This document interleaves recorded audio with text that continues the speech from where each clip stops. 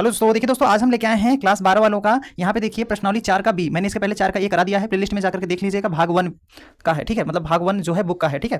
तो यहाँ पे देखिए प्रश्न क्या कह रहा है, निम्नलिखित कथनों में से कौन से कथन सत्य हैं, ठीक है। यहाँ पे पहला प्रश्न दिया है, कह रहा है यदि साड़ी की सभी पंक्तियों को स्तंभों में और स्तंभों को पंक्तियों में बदल दिया जाए तो साड़ी का मान बदल जाता है। तो दोस्तों कहने का मतलब जो आपका पंक्तियों को स्तंभों में और स्तंभों को पंक्तियों में बदल दिया जाए तो साड़ी का मान बदल जाता है। तो दोस्तों असत्य हो जाएगा, क्योंकि मान जो है बदल जाता ही है, ठीक है। क्योंकि जो अगर मान जैसे यहाँ पे जैसे देखिए यहाँ पे 2 है, यहाँ पे 3 है, यहाँ पे 4 है, तो ये इसको चेंज करेंगे तो बदल जाएगा ना। तो क्या है, पहला असत्य है, ठीक है। इसका उत्तर क्या होगा, पहले वाले का असत्य होगा, ठीक है, असत्य, ठीक है, पहले वाला असत्य आंसर हो जाएगा, ठीक है। अब दूसरा देखिए क्या कह रहा है, दूसरा कह रहा है यदि साड़ी को पहले स्तंभ के प्रत्येक अवयव को यम से गुणा कर दिया जाए तो और दूसरे स्तंभ के प्रत्येक अवयव को यन से गुणा कर दिया जाए तो साड़ी का मान यम यन गुना हो जाएगा। तो दोस्तों ये भी क्या है, असत्य है, ठीक है, क्योंकि हम अलग अलग साड़ी में गुणा करेंगे तो यम यन कैसे हो जाएगा, नहीं हो पाएगा ना। तो ये भी क्या है दोस्तों, असत्य है। तो दूसरा वाला भी क्या है, बी वाला जो है असत्य है, ये भी असत्य, ठीक है, दूसरा वाला भी असत्य है, ठीक है दोस्तों। अब देखिए तीसरा क्या कह रहा है, तीसरा यहाँ पे है, ठीक है। तो तीसरा वाला यहाँ मैंने नीचे लिख दिया है, चौथा यहाँ पे है, ठीक है। तीसरा है मतलब सी वाला, यदि किसी साड़ी के कोई 2 स्तंभ सर्वगसम हो तो उसका मान शून्य होता है। तो दोस्तों ये सही बात है, सर्वगांसम मतलब कॉमन होता है जब, तो उसका मान शून्य हो जाता ही है। अगर मान लो कोई साड़ी में मिल रहा है, अगर साड़ी में मिलेगा, जैसे मान लो यहाँ पे कोई साड़ी है जिसका मिल रहा है, तो कॉमन करोगे तो यहाँ पे शून्य बचेगा, शून्य हो जाएगा ना, क्योंकि एक बचेगा तो शून्य हो जाएगा। ये बात सत्य है दोस्तों, तो ये क्या हो जाएगा, सत्य हो जाएगा। तो तीसरा जो है सी वाला जो है सत्य होगा, ठीक है, ये आंसर हो जाएगा, ठीक है। अब फिर अगला है डी वाला जो है, यहाँ पे देखिए यदि किसी साड़ी की पहली पंक्ति को दूसरे में और दूसरी को पहले में बदल दिया जाए तो नए साड़ी का मान बदल जाता है। सही बात है दोस्तों, बदल जाता है, तो ये सत्य है। डी वाला जो है क्या है, ये सत्य है, बदल जाता है दोस्तों, ठीक है, ये भी आपका सत्य होगा। आई होप आपको समझ में आ गया होगा। अब देखिए आपका अगला प्रश्न मैं यहाँ पे उतार लिया हूँ। तो प्रश्न क्या कह रहा है दोस्तों, प्रश्न नंबर आपका है दूसरा। तो चलिए दूसरा प्रश्न मैंने यहाँ पे लिख लिया है, ठीक है। अब दूसरा प्रश्न लिख लिया है दोस्तों, अब इसको हम लोग कैसे हल करेंगे दोस्तों, ध्यान से देखिएगा। तो हम लोग क्या करेंगे, LHS लेकर के यहाँ पे सिद्ध कीजिए कि ये दिया है, तो यहाँ पे LHS है, RHS है, LHS से RHS लाना रहेगा, ठीक है।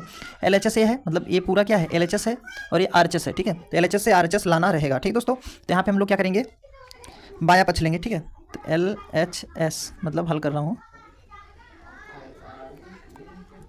265 240 319 219 है सॉरी, और यहाँ पे 240, यहाँ पे 255 25 सॉरी 198 219 198, यहाँ पे 181। ये मैंने प्रश्न उतार लिया है LHS, ठीक है, LHS मैंने ले लिया दोस्तों। अब हम क्या करेंगे दोस्तों, थोड़ा सा यहाँ पे ध्यान दीजिएगा, ठीक है। अब ध्यान देने वाली बात ये है दोस्तों, ध्यान कहाँ पे देना है, इसमें देखिएगा यहाँ पे जो कॉलम है, कॉलम और रो, इसको तो जरूर आप लोग ध्यान दीजिएगा, ठीक है। कॉलम रो जो है आपका, ये अगर ध्यान देंगे तो आपको बहुत अच्छा समझ आ जाएगा। देखिए ये आपका C1 होता है, ये C2 होता है, ये C3 होता है, ये आपका R1 होगा, R2 होगा, ये R3 होगा, ठीक है। अब कैसे होगा दोस्तों, ये समझ लीजिएगा। अब इसमें जो कॉलम होता है, कॉलम ऐसे होता है, मतलब कॉलम इस तरह से, ये मतलब ऊपर की तरफ ऐसे जो है, ये सब क्या है, कॉलम है, ठीक है। अब ऐसे जो है ये क्या है, इधर जो है क्या है, रो रो रो, ठीक है, इधर से। तो ये चीज़ समझ लीजिएगा जरूर, ठीक है, बहुत इंपॉर्टेंट है, ठीक है दोस्तों। अब देखिए इसको हम कैसे हल करेंगे दोस्तों, ध्यान दीजिएगा। सबसे पहले हम लोग क्या कर रहा हूँ यहाँ पे, अगर हम इसमें फार्मूला बैठा दूँ, जैसे फार्मूला मतलब दोस्तों, अगर हम यहाँ पे फार्मूला में बैठा दूँ C1 मतलब ये वाला पूरा C1 है, C1 C2 C3 ऐसे होगा, ठीक है। तो पहले हम क्या करेंगे, C1 से हम लोग क्या करेंगे, C1 में C2 घटा देंगे तथा C2 में C3 घटा देंगे, घटाएंगे ना से, ये आपका मैंने फार्मूला बना दिया, ठीक दोस्तों। अभी मैंने फार्मूला बना दिया है, तो यहाँ पे क्या करना है, ध्यान दीजिएगा, ठीक है। अब ध्यान देने वाला बात ये है दोस्तों, ये फार्मूला में ध्यान दीजिएगा। C1 मतलब ये पूरा है, C1 में C2 घटाएंगे, मतलब ये वाला इसमें घटाएंगे, तो यहाँ पे घटाओगे तो यहाँ पे 5 आ जाएगा, ठीक है। और यहाँ पे 4 में से 2 घटाएंगे, 6 में से 4 घटाएंगे, 2 आ जाएगा, 2 में से 2 जाएगा उतने रहेगा। अब इसको इसमें घटाएंगे तो यहाँ पे 5 आ जाएगा, यहाँ पे ये मतलब 1 आ जाएगा, 15 हो जाएगा, ठीक है। यहाँ पे घटाएंगे, इसमें कितना आ जाएगा, 21 आ जाएगा, ठीक है। अब ये जो है इसका इसमें घटाना है, मतलब यहाँ पे देखिए C2 में से C3 घटाना है, तो ये वाला इसमें घटाएंगे तो कितना आ जाएगा, इसमें 10 में से 9 गया, कितना आएगा 1। अब यहाँ पे 3 में से 1 गया 2, 21 आ गया, ठीक है दोस्तों। यहाँ पे 27 आएगा, और यहाँ पे इसको इसमें घटाएंगे तो कितना आ जाएगा, 21 आ जाएगा, ठीक है। अब ये वाला जो पार्ट है, ये वाला पूरा हम लोग क्या करेंगे, लिख लेंगे, ठीक है। चलिए इसको हम लोग यहाँ पे देखिए C1 C2 हो गया। अब हम अगर C3 भी कर दें, C3 मतलब दोस्तों अगर हम लोग C3 भी घटा देंगे तो आ जाएगा। अगर C3 भी घटा देंगे तब भी तो आ जाएगा। C3 वाला फार्मूला नहीं लगाया गया है, अगर उसका भी यूज़ कर लेंगे तब भी आ जाएगा, ठीक है। C2 अगर हम मान लीजिए इसको इसमें घटाएंगे तो कितना आ जाएगा। तो पहले इसको हम क्या करें, उतार लें दोस्तों, क्योंकि इसमें कोई फार्मूला नहीं लगा है ये वाले में, तो इसको उतार ही लीजिए। 1 8 1, ठीक है। देखिए दोस्तों मैंने ये जो फार्मूला लगाया था ये मतलब C1 में C2 घटाए थे, C1 ये है पूरा, C1 में ये घटाए थे, फिर ये वाले में ये घटाए थे, ये वाले में ये घटाए थे, और फिर उसके बाद C2 में C3 घटाए थे, C2 में C3 घटाए, C2 में C3 घटाए थे, और ये वाला उतार लिया। अब इसमें भी मैं क्या करूँगी, एक फार्मूला लगाऊंगा दोस्तों। कौन सा फार्मूला है, देखिए दोस्तों C3 का लगाना है। C3 पे लगाना है तो मतलब C3 में हम लोग क्या करेंगे, C1 घटाएंगे। तो A1 कितना है, 4 है, इसमें 200 है। अगर हम 225 में अगर 8 से गुणा कर दें दोस्तों, 8 × 40, 8 दूनी 16, 4 20, 200 हो जाएगा, ठीक है। तो 200 घटाएंगे 19 आ जाएगा, छोटा हो जाएगा ना। तथा एक और फार्मूला लगा सकते हैं, तथा C1 से हम लोग क्या कर रहा हूँ, C1 में हम लोग C2 घटा दे रहा हूँ, ठीक है, ताकि इसमें C1 में C2 घटाएंगे तो छोटा हो जाएगा, 4 बच जाएगा ना। चलिए अब इसको हम लोग थोड़ा सा लिखते हैं आगे, ठीक है। चलिए अब देखिएगा यहाँ पे थोड़ा ध्यान दीजिएगा। जब यहाँ पे C3 अभी पहले C1 में, यहाँ पे देखिए C1 है ना, C1 में C2 घटा रहे हैं, मतलब इसमें इसको घटाएंगे तो यहाँ पे 4 आ जाएगा, इसको इसमें घटाएंगे मतलब 15 में 27 घटाएंगे तो कितना आ जाएगा, माइनस में आएगा, ठीक है, -12 हो जाएगा। अब इसमें इसको घटाएंगे 0 आ जाएगा, 0 आ रहा है ना। अगर मान लो 21 है, 21 में 17, यहाँ कितना आ रहा है दोस्तों, 17 आ रहा है क्या, थोड़ा ध्यान दीजिएगा। इसको इसमें घटाएंगे तो यहाँ पे 7, और इसको इसमें घटाएंगे 1, 17 आ रहा है, ठीक है, सॉरी ध्यान दीजिएगा, यहाँ 17 आएगा, ठीक है, ठीक दोस्तों, यहाँ पे 17 आएगा। तो 17 में घटाएंगे कितना आ जाएगा, 4 आ जाएगा, ठीक है। अब यहाँ पे क्या करना है, इसको उतार लीजिए, 21 27 17, ठीक है। अब उसके बाद हम लोग क्या करेंगे दोस्तों, ये देखिए C3 में C1 घटाएंगे, 8 से गुणा कर 200 हो जाएगा, 200 में घटाएंगे तो 19 आ जाएगा। अब इसमें 15 8 120, 8 × 40, 8 4 12 120 हो जाएगा, 120 में 1 घटाएंगे कितना हो जाएगा, 78। फिर इसमें हम घटाएंगे 8 8 का 8 8 में 16, 168 हो जाएगा। 168 में 81 181 घटाएंगे 13 बचेगा, ठीक है। अब हम क्या करेंगे दोस्तों, अब फार्मूला लगाएंगे, ऐसा फार्मूला लगाएं ताकि घटाने पे देखो अगर हम इसको इसमें घटा देंगे 0 हो जाएगा, ठीक है। तो फार्मूला बन जा रहा है, तो हम लोग का फार्मूला लगा दे रहा हूँ यहाँ पे। R1 से हम लोग क्या कर रहा हूँ, अब रो से जाएंगे, ठीक है। रो ऐसे होता है, रो रो कॉलम कॉलम कॉलम, रो मतलब पंक्ति होता है, कॉलम मतलब स्तंभ होता है, ठीक है। अब यहाँ R1 से जा रहा हूँ, R1 में अगर हम R3 घटा दें तो 0 आ जाएगा। तथा अगर R2 में हम लोग R2 ये है, अगर R2 में हम क्या कर रहे हैं, अगर हम R2 में R3 जोड़ दें, R2 में R3 जोड़ेंगे तो घटाने पे अगर घटा देंगे तो कितना आएगा दोस्तों, घटाएंगे तो माइनस में आ जाएगा 4 4।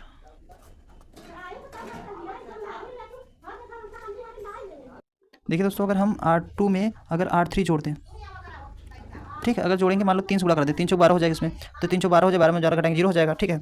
देखिएगा बहुत दिमाग से लगा से किया गया है, दिमाग बहुत अच्छा लगा है दोस्तों, ध्यान दीजिएगा।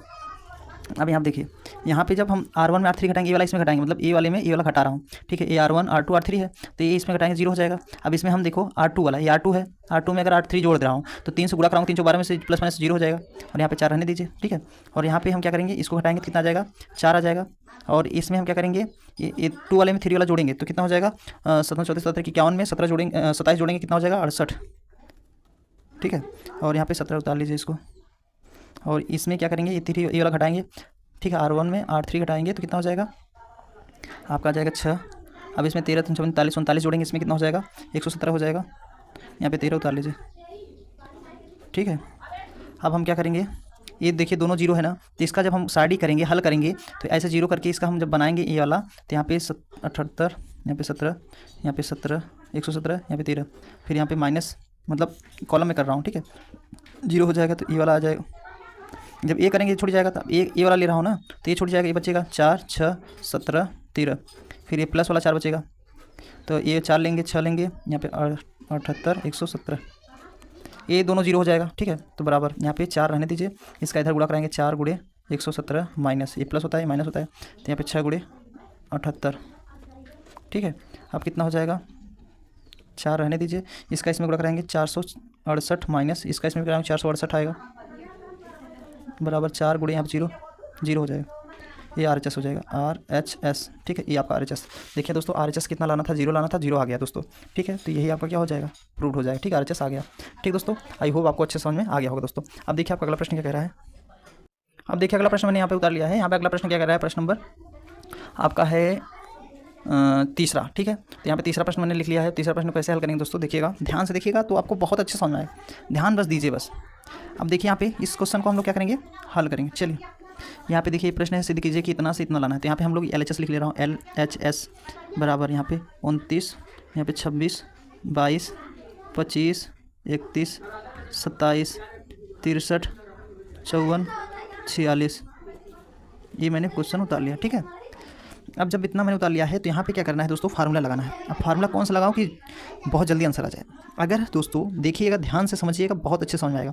अगर ये देखिए इसको हम क्या करूँ, अगर मान लो 12 चौबीस 36, दोस्तों कॉमन 12 चौबीस 36, अगर मान लीजिए अगर हम इसको इसमें घटाएंगे तो कितना आएगा, 4 आ जाएगा, 4 नहीं लाना है। अगर मान लो C1, ये देखिए पूरा ऐसे क्या है, कॉलम 1 है, कॉलम 2 है, कॉलम 3 है, R1 है, R2 है, R3 है, तो ऐसे पूरा R1 R2 R3, एक कॉलम कॉलम कॉलम, पहला कॉलम दूसरा कॉलम तीसरा कॉलम, कॉलम को स्तंभ बोलते हैं, रो रो रो रो मतलब पंक्ति होता है, ठीक है। अब दोस्तों हम क्या करेंगे, फार्मूला यहाँ पर लगा दे रहा हूँ। कौन सा फार्मूला लगाऊंगा, C2 में हम C1 घटा दे रहा हूँ, C1 में C2 घटा दे रहा हूँ, मतलब ये C1 देखो, C2 ये C2 है, मतलब C2 ये है ना, C2 में हम क्या कर रहा हूँ, 1 में से हम 2 घटा दे रहा हूँ, अगर इसको इसमें घटाएंगे 3 आ जाएगा। और हम क्या लगाऊंगा इसके आगे, अगर हम C3 में हम क्या करूँ, C2 में हम लोग C3 घटा दूँ, ये C3 घटा दे रहा हूँ, ठीक है, ये घटा रहा हूँ माइनस है, ठीक है। अब ये फार्मूला लगाऊंगा तो दोस्तों देखिएगा, देखा ये एक ही था, मैं इसको उतारी पड़े पे करी पूरा, देखिए उतार ला इसे ना, 25 63। अब यहाँ पे देखिए ये C1 मतलब ये C2 का जगह पे C2 यही है ना, पूरा C3 ये है, तो C2 में हम 1 में से 2 घटाएंगे तो 1 29 में 26 घटाएंगे तो 3 आ जाएगा, 31 है। अब यहाँ 25 में 31 घटाएंगे कितना आ जाएगा, माइनस 6 आ जाएगा। अब इसको इसमें घटाएंगे तो 9 आ जाएगा।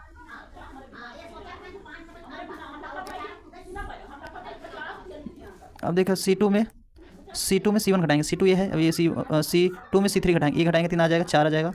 अब इसमें ये घटाएंगे कितना आ जाएगा दोस्तों, 4 आ जाएगा। यहाँ पे इसको इसमें घटाएंगे 8 आ जाएगा, ठीक है। अब देखो 4 बाहर हो गया, इसमें 3 बाहर हो जाएगा।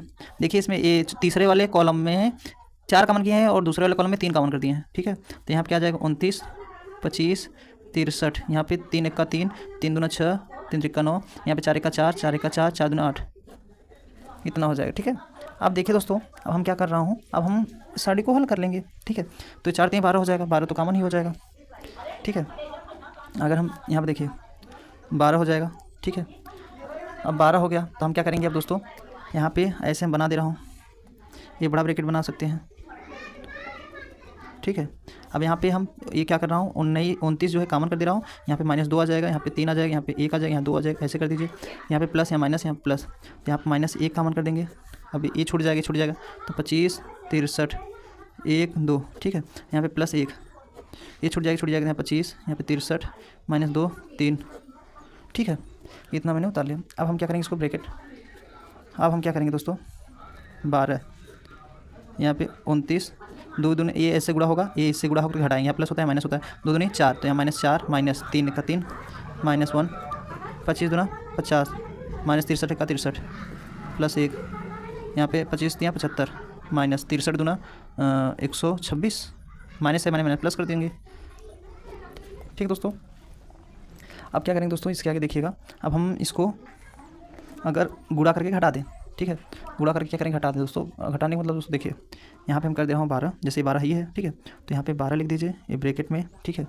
यहाँ पे 29, यहाँ पे आएगा -7, ठीक है, -1, इसको घटाएंगे क्या हो जाएगा 13 -13 +1, इसको जोड़ेंगे कितना हो जाएगा 1 आ जाएगा, इसको जोड़ेंगे 9 मतलब 11 और ये 9 1 10 0 1 हासिल 2 201 हो जाएगा, ठीक है। इतना हो गया। अब हम क्या करेंगे दोस्तों, इसके आगे हम लोग क्या कर रहा हूँ, यहाँ पे ध्यान दीजिएगा। अगर हम इसके आगे देखिएगा, यहाँ पे 12 7 गुणा इसमें कराएंगे तो कितना हो जाएगा, 9 7 63 के 3 6 हासिल 7 दूना 14 14 6 20, 203 हो जाएगा, ठीक है। माइनस में माइनस प्लस 13 का 13 हो जाएगा, प्लस 201 ही रहने दीजिए, ठीक है। अब हम क्या करूँगा, 12 ये बराबर रहने दीजिए, यहाँ पे भी बराबर, ये और ये घट जाएगा तो यहाँ पे 13 बचेगा, प्लस जो है माइनस में 2 बचेगा, क्योंकि ये घटाएंगे ना -2 आ जाएगा। अब यहाँ पे हम क्या कर रहा हूँ, 12 यहाँ पे 13 -2, यहाँ पे 12 गुणे 11, 11 दूना 22, 2 यहाँ से 11 का 11 2 13, 132 हो जाएगा। ये आपका RHS हो जाएगा, ठीक दोस्तों। यही आपका प्रूव हो जाएगा, PROVED, ठीक है दोस्तों, क्योंकि यहाँ पे सवाल में आपका जो है यही आपका प्रूव करना था, ठीक दोस्तों। आई होप आपको समझ में आ गया होगा। अब देखिए हम आपका अगला प्रश्न बताने जा रहा हूँ, प्रश्न नंबर जो है चौथा, ठीक है। तो चलिए चौथा प्रश्न बता देता हूँ, यहाँ पे चौथा प्रश्न भी लिख रखा हूँ। अब चौथा प्रश्न को हम लोग कैसे हल करेंगे दोस्तों, अगर ध्यान से देखेंगे तो समझ में आएगा ही, समझाने की तो गारंटी मेरा है। चलिए चौथा प्रश्न हल किया जाए। यहाँ पे चौथा प्रश्न जो है दोस्तों, इसको हम क्या करेंगे, पहले तो इसको भी ऐसे ही हल करना पड़ेगा। यहाँ पे हल लिखेंगे, LHS उतारेंगे, 2 3 5 7 8 9 65 75 68 76, एक क्वेश्चन मैंने उतार लिया है, ठीक है। अब इसको उतार लिए हैं, अब इसको हम लोग हल कैसे करेंगे दोस्तों। पहले यहाँ पे देखिए कौन सा फार्मूला लगा रहा हूँ, C3 में C1 घटा दे रहा हूँ, ठीक है। और अगर हम C1 में अगर हम मान लो C2 घटा दो, देखो यहाँ पे क्या कर रहा हूँ, C3 ये है ना, C3 में अगर हम C1 घटा दें, ये घटाएंगे कितना आएगा, हो जाएगा 63। अब 63 में मतलब हम अगर 63 किससे 63 घटाना है, 63 में अगर हम ये वाला घटा दें, अगर हम 7 घटाएंगे, मतलब ये भी घटा दो, C2 घटाएंगे तो मान लो यहाँ पे अगर 7 में अगर हम 6 से गुणा कर दें, 6 अगर 9 से गुणा कर 9 से 63, हाँ 9 से गुणा कर दीजिए, 0 आ जाएगा, ठीक है। ये फार्मूला लगेगा, ठीक है दोस्तों। इसको ध्यान दीजिए, क्यों लगा रहा हूँ बता रहा हूँ भी, आपको बहुत अच्छे समझ आ जाएगा। देखिए यहाँ पे ये जो 2 है इसे रहने दीजिए, 3 भी रहने दीजिए, 5 भी रहने दीजिए। यहाँ पे जो 7 है 7 रहने दीजिए, 8 रहने दीजिए, 9 रहने दीजिए। अब देखिए यहाँ पे C3 में C1 घटाएंगे, मतलब ये 65 है, 65 में हम क्या कर रहा हूँ, अगर हम 2 घटा दें पहले तो कितना आ जाएगा, 63 आ जाएगा। अब इसके बाद यहाँ पे 2 भी घटा रहा है, 7 भी घटा रहा है, 7 जब घटाएगा तो इसमें 7 में 9 से गुणा करा देगा, तो यहाँ पे 63 - 9 से 63, तो 0 आ जाएगा ना, तो यहाँ पे 0 आएगा। अब देखो इसी प्रकार हम इसमें 8 में 9 से गुणा कराएंगे, 9 72, 72 और 3 72 73 74 75 75, मतलब 0 आ जाएगा। अब इसमें भी देखिए 9 9 81 81 5 81 5 कितना हो जाएगा, 86 और यहाँ पे 86 दिया भी है, तो इसको उतार लीजिए, क्योंकि मैंने सवाल गलत उतार दिया था। यहाँ पे 86 आया है, तो यहाँ पे 0 ही आएगा। इसमें भी मैंने एक बताया था नियम में दोस्तों, किसी भी अवयव मतलब किसी भी सारणी में या अवयव में कोई पंथ हो या कॉलम हो, अगर सभी 0 है तो उसका मान 0 आता है, ठीक है। तो ये जान जाइए आप लोग, ठीक है। तो इसका क्या होगा, 0 होगा, 0, ठीक है, क्योंकि एक कॉलम में 0 आया, तीसरे वाले कॉलम में 0 आया है, तो इसका RHS कितना होगा, 0 होगा, ठीक दोस्तों। मैंने बताया था नियम में, नियम क्या कहता है, अगर किसी भी पंथ हो या कॉलम हो, किसी भी अवयव में सभी मान 0 दिए हैं तो आपका उसका मान 0 होता है, ठीक है। ये आप लोग जानते रहिएगा। तो ये आपका 0 RHS आ गया, यही हमें प्रूव करना था, ठीक दोस्तों। आई होप आपको बहुत अच्छे समझ में आ गया होगा। अब देखिए आपका अगला प्रश्न मैं बताने जा रहा हूँ, प्रश्न नंबर जो है 5वां बताने जा रहा हूँ, ठीक है। तो देखिए 5वां क्या कह रहा है प्रश्न, ठीक है। तो यहाँ पे 5वां मैंने प्रश्न लिख लिया है, ठीक है। अब 5वां प्रश्न क्या कह रहा है, सिद्ध कीजिए कि यहाँ पे x + y और y + z और z + x है, और यहाँ पे x, यहाँ पे y, z x y 1 1 1। ये बहुत सिंपल क्वेश्चन लग रहा है दोस्तों। यहाँ पे देखिए पहले तो हम लोग क्या करूँगा, हल करूँगा, LHS बराबर करके उतारेंगे यहाँ x + y z 1 y + z x 1 z + x y 1, ठीक है। अब हम क्या करेंगे दोस्तों, देखिएगा बहुत अच्छे समझ में आएगा। अगर हम यहाँ पे देखिए R1 जो है, R1 मतलब ये C1 है, C2 है, C3, ये आपका R1 है, R2 है, R3 है। अगर R1 में, ये R1 में हम क्या करें, R1 जो है, R1 में हम R2 जोड़ दें, ठीक है। R1 में अगर R2 हम जोड़ देंगे तो क्या बनेगा दोस्तों, थोड़ा समझिएगा, ठीक है। R1 में अगर R2 जोड़ दें, अब तो आप लोग सोच रहे हैं इसमें इसको घटा 0 हो जाएगा, इसको इसमें घटा 0 हो जाएगा, थोड़ा देखिए रुकिए तो, ठीक है। क्यों कह रहा हूँ ऐसा, समझिएगा, बहुत अच्छे से समझ आए। R1 में R2 जोड़ रहा हूँ, मतलब इसमें इसको जोड़ रहा हूँ, ठीक है। मतलब आपको देखिए R1 ही है ना, R1 में हम क्या कर रहा हूँ, R2 जोड़ रहा हूँ, ये वाला जोड़ेंगे तीनों, तो ये वाला इसमें जुड़ेगा, वाला इसमें जुड़ेगा, क्योंकि देखो अभी जोड़ रहा हूँ क्यों, देखो x + y अब + z जोड़ देंगे, फिर यहाँ y + z था, x जोड़ देंगे, फिर इसमें हम जोड़ेंगे z + x था + y जोड़ देंगे, और यहाँ पे z, यहाँ पे x, यहाँ पे y, यहाँ पे 1 1 1, ऐसे रहने दीजिए। अब इसके बाद क्या करेंगे दोस्तों, अब ये तीनों में मिल रहा है x plus y plus z, और यहाँ पे x plus y plus z, plus में सब बराबर आता है, ठीक। जैसे मान लीजिए 2 रुपये 3 रुपये और 5 रुपये, कितना होता है 10 रुपये।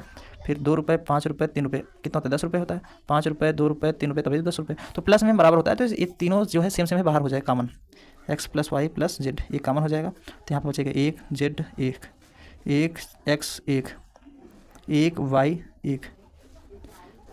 अब देखिए, अगर R1 और R3 से R1 देखेंगे और R3 क्या है, बराबर है ना। R1 R3 क्या है, बराबर है, तो इसका मान 0 होगा, क्योंकि मैंने बताया था रो या स्तंभ में कोई भी कॉलम अगर सेम होता है तो उसका मान 0 होता है, ठीक है। तो आपका क्या हो जाएगा यहाँ पे x plus y plus Z.